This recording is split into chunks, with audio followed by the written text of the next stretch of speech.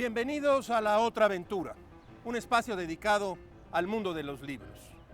Sergio Pitol dijo que un libro realiza una multitud de tareas, algunas soberbias, otras deplorables. Distribuye conocimientos y miserias, ilumina y engaña, libera y manipula, enaltece y rebaja, crea o cancela operaciones de la vida. Sin el libro, evidentemente, ninguna cultura sería posible. Hoy hablaremos aquí de Sergio Pitol y de Vicente Leñero, aprovechando el 80 aniversario de estos dos escritores mexicanos. Cada cual con su estilo ha enriquecido la literatura y a través de sus libros podemos desentrañar formas distintas de narrar el mundo. No se mueva de su lugar. Se acercará a dos leyendas y dos obras centrales de las letras mexicanas. Les recuerdo que fue Adolfo Bioy Casares quien escribió que leer era la otra aventura y que la primera era, probablemente, la vida misma. Estamos pues en la otra aventura.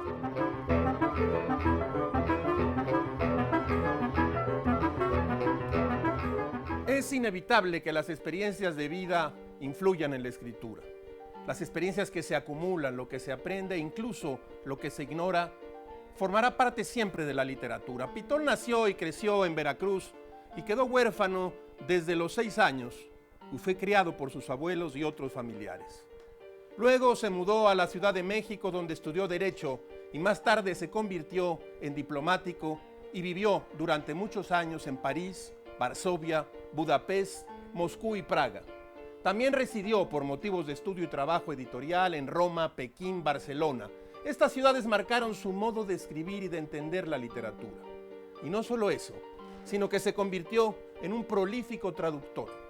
Tradujo, por ejemplo, La otra vuelta de tuerca de Henry James, Diario de un loco de Lu Xun, un drama de casa de Anton Chekhov, Las puertas del paraíso de Jerzy Andrzejewski. En cuanto a su obra como autor, Pitol escribió durante muchos años cuento. De hecho, él mismo dijo que fue a través del cuento que aprendió a escribir. Les recomiendo Ícaro, publicado hace algunos años por Almadía. Se trata de una antología hecha por el mismo Pitol.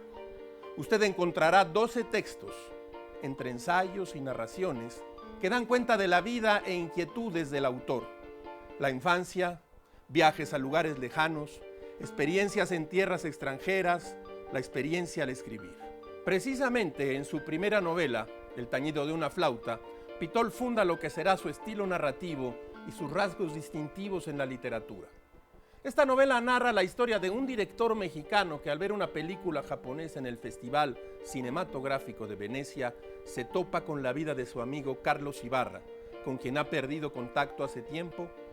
Luego de la sorpresa del protagonista, Pitol ofrece capítulos que podrían leerse como narraciones independientes, en los que conocemos la vida de estos amigos, sus encuentros en diferentes ciudades, su esnovismo desmedido, la soledad, los monólogos, los encuentros con su pasado. Pitol, una aventura de narrativas excepcional. Circulan sus obras en el Fondo de Cultura Económica, por desgracia, en ediciones un tanto impracticables por su tamaño. Nunca hay que confundir lo grandote con la grandeza, pues de esta última, la obra de Sergio Pitol sabe durante un buen rato. ¿Ha visitado alguna vez a un hipnotista? ¿Le ha funcionado? ¿Sabe de qué se trata? Hace años Sergio Pitol tuvo un problema con su escritura, pues solo atinaba a redactar frases correctas, pero vacías, como si escribiera en una lengua ajena con la cual no lograba transmitir las emociones que quería. Alguien le habló de un médico en Guadalajara que podría ayudarlo. Pitol pensaba entonces que su problema era algo superficial y que con una terapia adecuada se resolvería con cierta facilidad. De modo que comenzó la terapia, en la que se desarrolló un tipo de hipnotismo en el que uno es consciente todo el tiempo de lo que se ve, imagina y recuerda. El doctor se limitaba a guiar a Pitol hacia la zona donde el mismo paciente quería penetrar. Entonces Pitol saltaba de imagen en imagen a través de épocas. Una comida hacía una semana, su primera estancia en el extranjero, situaciones sin orden cronológico. Del presente al pasado y del pasado al presente en imágenes rápidas y nítidas. hasta que llegó a una terraza cuando tenía 5 años. Estaba acompañado de su hermano de 8. Entonces cayó en la cuenta de que estaba en el momento posterior a la muerte de su madre, quien los había llevado a casa de un tío de vacaciones. Su padre había muerto hacía poco, y de pronto ahí, en esas vacaciones, su madre se había ahogado. Recordó que vieron cómo le dieron los primeros auxilios, pero que nada se pudo hacer. Entonces vivió el terror y la desolación de estar solo con su hermano, en un lugar que no conocían, con gente extraña, sin saber lo que les ocurría, lo que harían con ellos. Al salir del hipnotismo, Pitol le dijo al doctor que durante toda su vida había olvidado ese momento específico, como si nunca lo hubiera vivido hasta ese momento. Y entonces, al regresar a su hotel, poco a poco se tranquilizó y se dio cuenta de que toda su vida, sin saberlo, había escrito sobre la ausencia, la soledad, el desasosiego. De hecho, Pitol dice que se escribe sobre lo que se conoce. A veces el organismo conoce cosas que la razón y la voluntad no conocen del todo, pero que de alguna manera, a través de la escritura, algo dejan filtrar de esa desolación, de ese desasosiego, de esa sensación de vivir en la cuerda floja, de algo que parecía estable y que está a punto de desmoronarse. Hace varios años Anagrama publicó Metrolandia de Julian Barnes. Se trata de una novela iniciática en la que Christopher narra su propia historia y la de su amigo Tony.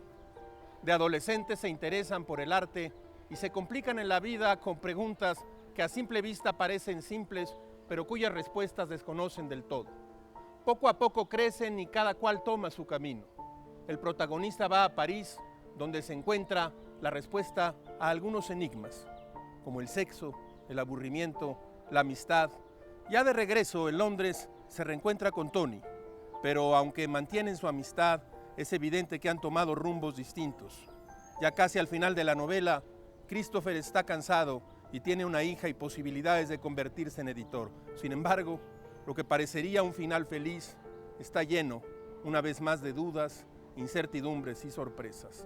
Barnes, con aparente sencillez, dibuja a dos personajes inmersos en dudas existenciales que se descubre en la novela no tendrán una respuesta definitiva jamás, o tendrán una respuesta distinta cada día. De Julian Barnes, Metrolandia. De la mesa de novedades tomemos El grito de Florencia Abate, publicado hace poco por la Universidad Veracruzana. Se trata de una novela que reúne 4 historias, narradas en primera persona, que por principio parecería que no tienen nada que ver. Sin embargo, todas se encuentran un capítulo de su vida que sucede entre finales del 2001 y principios del 2002. Cada una de estas personas, 3 hombres y una mujer, usan el diario, la carta o la simple narración para contar sus historias. Y a medida que avanza el relato, nos damos cuenta de que los personajes están interrelacionados por un conocido, un detalle, un familiar. El marco de esta novela es la crisis financiera y política generada por la restricción del dinero en efectivo del banco que se denominó el Corralito. Sin embargo, los disturbios, los saqueos y las protestas solo parecen tocar superficialmente a los personajes, demasiado ocupados en la miseria de sus propias vidas. Se trata de una narración fluida y amena. Hace apenas unos meses, el Fondo de Cultura Económica publicó Vivir del Teatro, reunión de narraciones que cuentan paso a paso la vida del leñero en el teatro.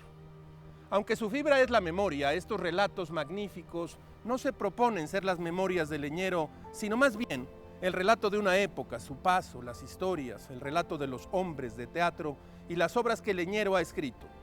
Pueblo rechazado, Los albañiles, Los hijos de Sánchez, El martirio de Morelos. Nadie sabe nada. Vivir del teatro incide así en un género que el leñero domina y que va del relato a la crónica, al ensayo personal. Se trata de un potente volumen que recrea varios momentos de la historia cultural mexicana.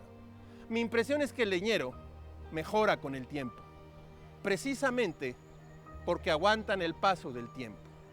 Así ocurre con las novelas, los periodistas, La gota de agua o Asesinato. En la novela, Leñero también ha trascendido la rigidez del género para combinar la novela precisamente con el reportaje, la crónica, el periodismo, lugar central de esta obra mayor de las letras mexicanas. Alfaguara acaba de publicar un libro excepcional, Más gente así, una reunión de relatos, crónicas extraordinarias que usted no se puede perder. Leerá a un gran escritor, irónico, crítico, simplemente endemoniado. En Más gente así, publicado por Alfaguara, Leñero hace un retrato de Carmen Balcells, la legendaria editora que se fue a los cuernos de la luna cuando empezó a representar a Gabriel García Márquez y a 100 años de soledad. Oigan esto. Era entradita en carnes, pelicorta, sonriente, porque se sentía importante y enfiestada.